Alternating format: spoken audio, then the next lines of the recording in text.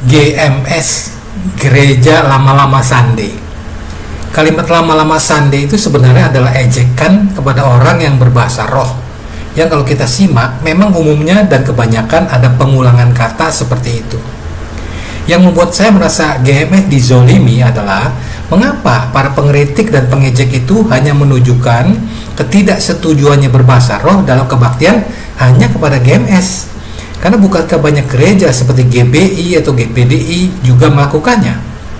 Lagi pula, menurut saya, ayat 1 Korintus 14 ayat 27-28 yang dijadikan alasan agar dalam kebaktian tidak berbahasa roh bukanlah larangan, apalagi berdosa, melainkan anjuran agar tertib.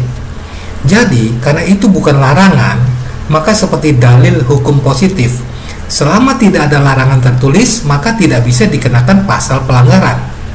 Jadi, what's the problem, bro?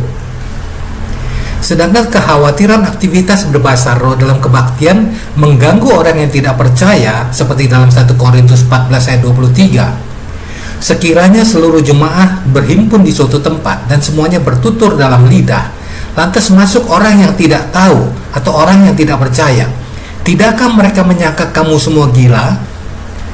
Menurut saya, emang gue pikirin, kenapa hak orang percaya untuk membangun imannya sendiri dengan berbahasa roh kok harus dihambat demi orang yang tidak percaya?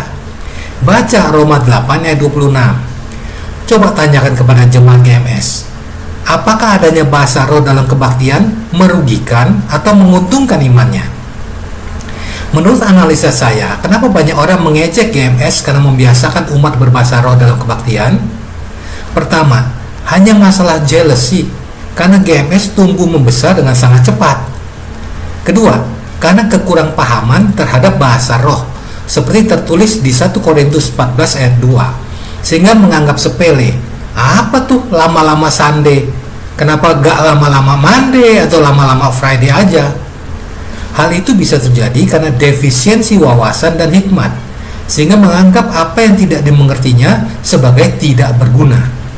Padahal, kalau mereka sedikit lebih cerdas, ada lebih dari 7.000 bahasa manusia yang ada di dunia. Dan semua bunyinya ada artinya bagi yang mengerti. Mari saya tes, apakah bunyi ini Anda anggap tidak ada artinya atau ada artinya? Ti si kao žaba u oklopu, ne znaš koliko je nebo visoko, koliko je more duboko. Nah, arti bahasa Croatian itu adalah Anda itu seperti katak dalam tempurung, tidak tahu tingginya langit, dalamnya lautan.